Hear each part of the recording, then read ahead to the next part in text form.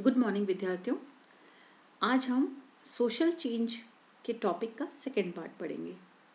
हमने शुरुआत में पढ़ा था कि सामाजिक परिवर्तन क्या होता है, क्या कारण होते हैं जिसके कारण हमें परिवर्तन की या समाज में परिवर्तन की आवश्यकता महसूस होती है, और सामाजिक परिवर्तन की बेसिक कैरेक्टरिस्टिक्स क्या क्या हैं। तो सामाजिक परिवर्तन को परिभाषा के माध्यम से, विशेषताओं के माध्यम से समझने के पश्चात हमें सोशल चेंज का कंसेप्ट तो समझ में आ गया होगा। आज हम बात करेंगे उसकी सब प्रोसेस की, यानी सामाजिक परिवर्तन की सह प्रक्रियाएं जो सामाजिक परिवर्तन का आउटकम भी कह सकते हैं और उसके साथ साथ चलती हैं। कौन कौन सी वो प्रक्रियाएं हैं जो आपके सिलेबस में हैं, उन प्रक्रियाओं पे हम सिर्फ यहाँ फोकस करेंगे। कौन कौन सी हैं, चलिए हम शुरुआत करते हैं। तो पहली है इवोल्यूशन यानी उद्विकास। उद्विकास शब्द आपने अपनी बिल्कुल प्रारंभिक कक्षाओं में पढ़ा होगा। जब हम चार्ल्स डार्विन की बात करते हैं, चार्ल्स डार्विन ने अपनी पुस्तक द ओरिजिन ऑफ स्पीशीज में उद्विकास यानी इवोल्यूशन शब्द का इस्तेमाल किया और बताया था कि कैसे प्राणियों का विकास या उद्विकास हुआ। उसी शब्द को यानी उद्विकास को समाज शास्त्र में या समाज विज्ञानों में यूज किया हर्बर्ट स्पेंसर ने, और इसीलिए उनको सोशल डार्विनिस्ट भी कहा जाता है। तो इवोल्यूशन शब्द को का सामाजिक उद्विकास शब्द जो हुआ वो यूज किया हर्बर्ट स्पेंसर ने समाजशास्त्र में। उन्होंने उस शब्द को, जैसे डार्विन ने ओरिजिन ऑफ स्पीशीज के बात की यानी प्राणियों के इस्तेमाल किया, प्राणियों की उत्पत्ति के लिए, इन्होंने उसके सामाजिक संदर्भों में इसको इस्तेमाल किया, इसलिए इन्हें सोशल डार्विनिस्ट कहा जाता है। अब उद्विकास का अर्थ समझने का प्रयास करते हैं कि ऐसा परिवर्तन, ये तो तय है कि यहाँ जो हम सब प्रोसेस पढ़ रहे हैं वो सब सामाजिक परिवर्तन की सह प्रक्रियाएं हैं। तो परिवर्तन की एक ऐसी प्रक्रिया है जो स्वाभाविक है, धीमी गति में होता है परिवर्तन, और जिसमें समाज सरल से जटिल की तरफ, समरूपता से विषम रूपता की तरफ या समानता से असमानता की तरफ अग्रसर होता है। ये परिवर्तन सदैव आगे की तरफ होता है, यानी इसमें रिवर्स गियर नहीं लगता, ये पीछे की तरफ नहीं होता। यह परिवर्तन अप्रतिगमनीय यानी वापस नहीं लौट सकता। एक बार आप अगर एक स्टेप आगे बढ़ गए तो आप वापस उस सेकंड स्टेप से पूर्व के स्टेप में, फर्स्ट स्टेप में वापस नहीं आ सकते। तो ये परिवर्तन सदैव आगे की तरफ होता है, ठीक है। इसमें रिवर्स गियर नहीं लगता, यानी अप्रतिगमनीय होता है, वापस नहीं आ सकते। और हर अगला चरण पहले चरण से अधिक विकसित होता है, ठीक है। और समझने के प्रयास करते हैं इसको और सिंपल तरीके से कि उद्विकास परिवर्तन की स्वाभाविक और धीमी प्रक्रिया, जिसमें सोसाइटी जो है वो या समाज का कोई भी जो संस्था है या संरचना है वो सिंपल टू कॉम्प्लेक्स होता है, होमोजेनिटी टू हेट्रोजेनिटी मूव करता है, और इक्वालिटी से इनइक्वालिटी की तरफ मूव करता है, आगे की तरफ बढ़ता है सदैव, और इरिवर्सिबल होता है, यानी वापस पुराने स्टेज को वापस प्राप्त नहीं किया जा सकता। ऐसा जो परिवर्तन होता है, जिस भी चीज में आप इस तरह का कोई परिवर्तन देखें, आप उसे उद्विकास यानी इवोल्यूशन कहते हैं।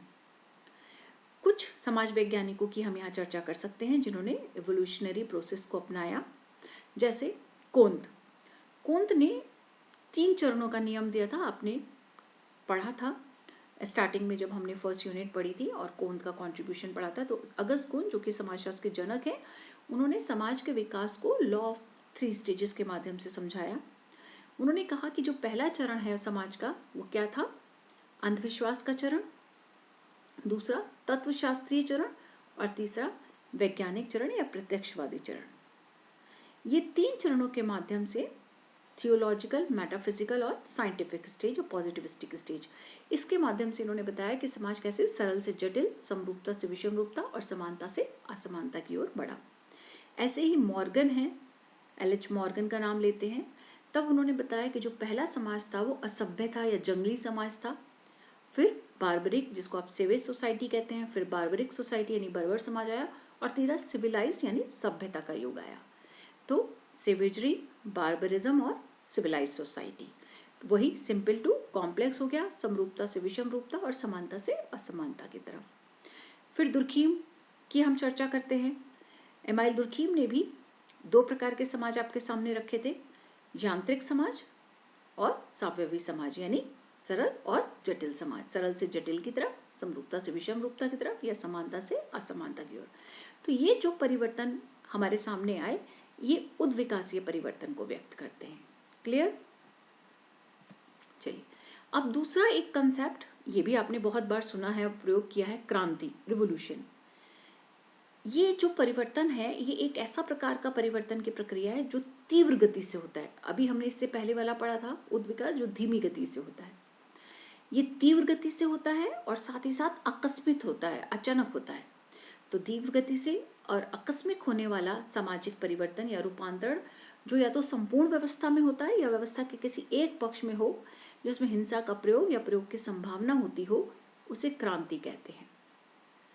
क्रांति में क्या होता है कि जो विद्यमान एग्जिस्टिंग वैल्यूज हैं उस समाज के, जो वर्तमान में स्थापित मूल्य हैं और परिवेश है, उसके विरुद्ध जनसंघर्ष तैयार होता है, उसके विरुद्ध लोग खड़े हो जाते हैं। जैसे आपने देखा होगा कि जब देश आज़ाद नहीं था, यानी पराधीन था, अंग्रेज ब्रिटिश साम्राज्य था यहाँ पर, तो जो भी यहाँ के स्थापित मूल्य और परिवेश था उसके विरुद्ध जनसंघर्ष हुआ। लोग एकत्र हुए और लोगों ने ब्रिटिशर्स के खिलाफ, अंग्रेजों के खिलाफ जो है संघर्ष करना शुरू कर दिया। ठीक है, और संपूर्ण व्यवस्था को बदलाने की कोशिश की, यानी ब्रिटिश सिस्टम को, ब्रिटिश भारत को समाप्त करके भारत की, स्वाधीन भारत की स्थापना करना। तो वो क्रांति का उदाहरण हो गया। इसमें हम या तो इंस्टीट्यूशनल मीन्स को अपनाते हैं, संस्थागत साधन को, या फिर गैर संस्थागत, यानी जो आप साधन अपना रहे हैं क्रांति के लिए, संपूर्ण समाज में व्यवस्था को उलट पुलट करने के लिए, उसमें या तो समाज द्वारा स्वीकृत साधन अपनाएंगे या समाज द्वारा अस्वीकृत या जो वायलेशन करते हैं समाज के, वो साधन अपनाएंगे। उदाहरण के लिए जितनी भी क्रांतियों के नाम हैं आप यहाँ ले सकते हैं। 1857 की क्रांति, फ्रांस की क्रांति, इंग्लैंड की क्रांति, जिसे आप औद्योगिक क्रांति भी कहते हैं। क्लियर? तो औद्योगिक क्रांति में तीव्र परिवर्तन, आकस्मिक परिवर्तन, हिंसा का प्रयोग या प्रयोग की धमकी हम देते हैं, और जो एग्जिस्टिंग वैल्यूज हैं और सिस्टम है उनके विरुद्ध जनसंघर्ष की तैयारी होती है। और ये जो साधन है वो संस्थागत भी हो सकते हैं और गैर संस्थागत भी। तीसरा कंसेप्ट जो आपके सिलेबस में है, दैट इज प्रोग्रेस, यानी प्रगति। प्रगति के बारे में कहते हैं कि यह एक मूल्य सापेक्ष यानी वैल्यू लोडेड कंसेप्ट है। वैल्यू लोडेड, और दूसरा इसका अपोजिट होता है इस कंसेप्ट का, वैल्यू लोडेड का वैल्यू न्यूट्रल, मूल्य निरपेक्ष। यानी ऐसी अवधारणा है जिसमें हर एक के लिए इसका अर्थ अलग अलग हो सकता है। हो सकता है आपकी नज़र में कोई चीज़ जो है वो पॉजिटिव डायरेक्शन में जा रही है और किसी और की नज़र में वो चीज़ निगेटिव डायरेक्शन में जा रही है। तो इसको हम प्रगति जो है, तो प्रगति जो है वो मूल्य सापेक्ष, यानी अपने अपने मूल्यों के हिसाब से हम उस बदलाव को देखते हैं। ठीक है, तो इसलिए कहते हैं कि प्रगति मूल्य सापेक्ष है। जैसे आपने देखा होगा कि जो हमारी बुजुर्ग या एल्डर जनरेशन है, वर्तमान की पीढ़ी को देखकर या वर्तमान समाज में होने वाले परिवर्तनों को देख के कहती है कि हम जो है डिग्रेड हो रहे हैं, नीचे की ओर जा रहा है, पतन की ओर जा रहा है समाज। और जो युवा पीढ़ी है या जो नई जनरेशन है उसके हिसाब से हम प्रगति कर रहे हैं, हम प्रोग्रेस कर रहे हैं। तो ये वैल्यू सापेक्ष हो गया कि एक जनरेशन के हिसाब से, एक जनरेशन की जो वैल्यूज हैं उसके अकॉर्डिंग आप पतन की तरफ जा रहे हैं, डिग्रेड हो रहा है देश। और अगर आप नई जनरेशन के पॉइंट ऑफ व्यू से देखते हैं या युवा पीढ़ी को देखते हैं तो उसको लगता है कि इतना टेक्नोलॉजिकल एडवांसमेंट हो रहा है, सब कुछ बहुत सरल होता जा रहा है, सिंपल होता जा रहा है, अपॉर्चुनिटी बढ़ती चली जा रही हैं, और बहुत सारे जो ट्रेडिशंस या ऐसे वैल्यूज़ थे जिनकी अब ज़रूरत नहीं है, जैसे कास्ट सिस्टम है या आपके रिलीजन है, ऐसे बहुत सारी चीज़ें जिनको वो चाहते थे कि यह वैल्यू, मतलब इनकी अब ज़रूरत नहीं है, उतने वैल्यूएबल नहीं है, तो वो समाप्त होते जा रहे हैं और ओपननेस आती जा रही है। तो एक जनरेशन के अकॉर्डिंग ये जो है वो आपका तरक्की है, विकास है, और दूसरे के लिए ये निगेटिव है, मतलब डाउन हो रहा है, डाउनफॉल हो रहा है। तो ये ऐसे परिवर्तन को प्रगति कहते हैं। मतलब प्रगति एक तरह से मूल्य सापेक्ष होता है, हर एक के वैल्यू से अलग अलग उसका मीनिंग हो सकता है उस परिवर्तन का। तो पूर्व निर्धारित लक्ष्य होते हैं, नीतियाँ और कार्यक्रम कार्यान्वित करते हैं, इसमें एक निश्चित अवधि के लिए बनता है ऐसा परिवर्तन, और अवधि के मध्य में मूल्यांकन किया जाता है। एक निश्चित अवधि के लिए कोई परिवर्तन सोचा गया हो और जब वो आधी अवधि हो जाती है तो उसमें मूल्यांकन करते हैं कि आपने वो अचीव किया कि नहीं किया। फिर कार्यक्रम अगर नहीं किया या उसमें कुछ कमी मिलती है तो हम उसमें संशोधन का प्रयास करते हैं। इसमें मत भिन्नता यानी जो आइडियोलॉजिकल डिफरेंसेस हैं, opinion of differences of opinion है, वो भी होता है। तो प्रगति में डिफरेंसेस ऑफ ओपिनियन, जैसे मैंने कहा कि ऐसे एक जनरेशन या एक ग्रुप के हिसाब से वो विकास पॉजिटिव है और दूसरे के लिए वो परिवर्तन नेगेटिव हो सकता है। तो इसलिए इसमें डिफरेंसेस ऑफ ओपिनियन हो सकती है, मतभिन्नता हो सकती है। दूसरी चीज कि प्रगति में सदैव आधुनिकता और पारंपरिकता के मध्य टकराहट होती है। जैसे अभी मैंने कहा कि दो जनरेशन्स के मध्य, क्योंकि एक के हिसाब से उसका अलग अर्थ निकल रहा है और एक के हिसाब से वो परिवर्तन नेगेटिव है और एक के हिसाब से पॉजिटिव। तो पारंपरिकता और आधुनिकता के मध्य टकराहट होती है प्रगति में सदैव। यह गुणात्मक परिवर्तन को व्यक्त करता है, यानी क्वालिटेटिव चेंज आता है प्रगति में। कि जैसे कि काम, आपका जो क्वालिटी ऑफ लाइफ है वो चेंज होगी, आपकी सोच में अंतर आएगा। तो जो क्वालिटेटिव चेंज होता है उसको एक्सप्रेस करता है प्रगति। जैसे हम पहले हाथ से काम करते थे, मतलब जो आपका टाइप राइटर से अगर हम देखें तो टाइप राइटर जो था, आपने देखा होगा पुराना वाला, वो जो बटन दबा दबा के खट खट खट करके चलता था। फिर उसके बाद अब आपके कंप्यूटराइज्ड आ गए, है ना, लैपटॉप, मोबाइल्स, ये। तो आप अगर टेक्नोलॉजिकल फील्ड में देखें, टेक्नोलॉजी के फील्ड में देखें, तब भी आपको पता लगेगा किस तरह से क्वालिटेटिव चेंज हुआ है ना, हर चीज़ में। चाहे वो आपके जितने भी रिसोर्सेज हैं, संसाधन हैं, उन सब में हो, आपके विचारों में हो, तो क्वालिटेटिव चेंज को बताता है प्रगति। जब किसी परिवर्तन को समाज के हित में अच्छा माना जाता है तो उसे प्रगति कहा जाता है। ये शब्द जो है बेटा, ये माना जाता है, गलती से मन शब्द छप गया है। तो अच्छा माना जाता है तो उसे प्रगति कहा जाता है। यह एक नियोजित सामाजिक परिवर्तन है, यानी प्रगति को हम प्लान्ड सोशल चेंज कहते हैं, ठीक है ना, कि ये नियोजित है, यानी पहले से पूर्व प्लान करके जो परिवर्तन किया जाता है उसे हम प्रगति कहते हैं। एक और कंसेप्ट है आपके सामने, वो है सामाजिक विकास, सोशल डेवलपमेंट। सोशल डेवलपमेंट ये परिवर्तन की मूल्य तटस्थ इकाई है। इससे पहले आपने पढ़ा था प्रगति कि वो वैल्यू लोडेड है, यानी मूल्य सापेक्ष है, और यहाँ हम कह रहे हैं ये मूल्य निरपेक्ष यानी मूल्य तटस्थ है। यानी विकास का मतलब सबके लिए सेम हो सकता है। दूरगामी लक्ष्य होते हैं इसके लिए। आप जैसे पंचवर्षीय योजना है, उसमें आप क्या करते हैं कि दूरगामी लक्ष्य बनाते हैं कि 5 वर्ष में ये पाएंगे, 10 वर्ष में ये प्राप्त करना है, तो दूरगामी लक्ष्य प्राप्त करते हैं। विकास को मापने के कई संकेतक हैं कि विकास हुआ है या नहीं, जैसे जीवन यापन का स्तर, जो आपका लाइफ स्टाइल या लाइफ स्टैंडर्ड है, गरीबी का स्तर, किसी देश में शिक्षा का स्तर, राज्य द्वारा समाज कल्याण की सुविधा, समाज में आर्थिक असमानता, स्वास्थ्य का स्तर, जीवन प्रत्याशा इत्यादि। इन सब में ऐसे ही ये जो एक पॉइंट है, इसको मैं करेक्शन कर देती हूँ, ये आर्थिक असमानता है शब्द, यहाँ मैं लिख देती हूँ, ये आर्थिक असमानता शब्द है, ये गलती से जो है गलत टाइप हो गया है।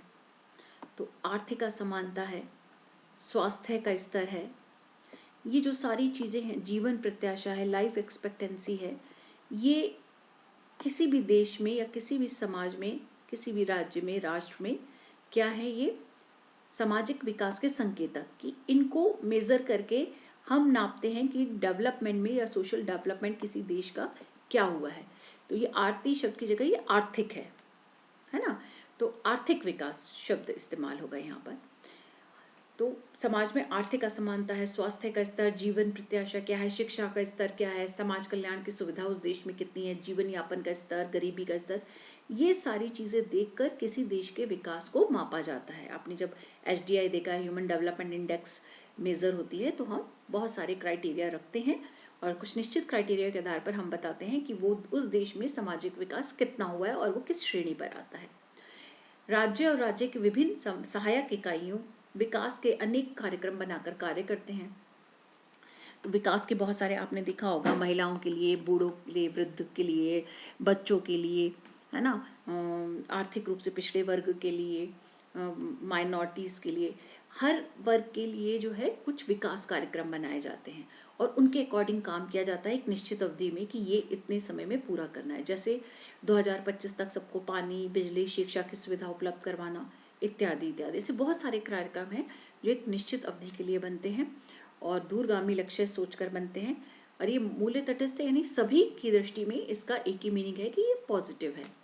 तो इसको हम सामाजिक विकास कहते हैं। तो सामाजिक विकास यानी सोशल डेवलपमेंट जो है वो परिवर्तन की मूल्य तटस्थ इकाई यानी वैल्यू फ्री स्टेटमेंट हो गया ये। अब ये जो हमने 4 सह प्रक्रियाएं आपकी पढ़ ली, उसके बाद हम बात करते हैं फैक्टर्स ऑफ सोशल चेंज की, कि सामाजिक परिवर्तन के लिए कौन कौन से कारक उत्तरदायी हैं। पहला कारण हम ले प्राकृतिक कारक, नेचुरल कारक, जो नेचुरल फैक्टर्स जो हो गए, नेचर से रिलेटेड, यानी प्रकृति में जब भी बदलाव होता है तब तब समाज में बदलाव होता है। तो सामाजिक परिवर्तन यानी प्रकृति में बदलाव पर निर्भर करता है। आप अभी वर्तमान को अगर हम ले, समय समय पर पहले भी आप देखिए जितनी भी महामारी आई या जितनी नेचुरल डिजास्टर्स आते हैं तो सोसाइटी में सोशल चेंज होना स्वाभाविक है। अभी भी जैसे अगर वर्तमान दौर को लें तो कोविड-19 के दौर ने समाज में बहुत सारे परिवर्तन कर दिए, आपकी हर चीज को उसने प्रभावित किया। तो प्राकृतिक कारक भी समाज में परिवर्तन के लिए उत्तरदायी होते हैं। ऐसे ही मनोवैज्ञानिक कारक, साइकोलॉजिकल फैक्टर कौन कौन से होते हैं, आपकी मन स्थिति, आपका व्यवहार, आपका जो मेंटल ऑर्डर है या मेंटल डिसऑर्डर है, हमारा अपने व्यक्तित्व के साथ जो समायोजन है, व्यक्ति का समाज के साथ जो समायोजन है। तो एक व्यक्ति की मन स्थिति या जो मानसिक स्थिति, उसका एटीट्यूड, उसका बिहेवियर, उसके इंटरेस्ट, ये सारी चीज़ें भी सोशल चेंज के लिए इम्पॉर्टेंट रोल प्ले करते हैं सोशल चेंज में। तो मनोवैज्ञानिक कारक से भी समाज में या सामाजिक परिवर्तन संभव है। फिर है आर्थिक कारक। आर्थिक कारक जैसे कि मार्क्स ने कहा था, और मार्क्स की थ्योरी में आप लोग उसकी थ्योरी को हम इकोनॉमिक फैक्टर डायरेक्टेड थ्योरी कह सकते हैं।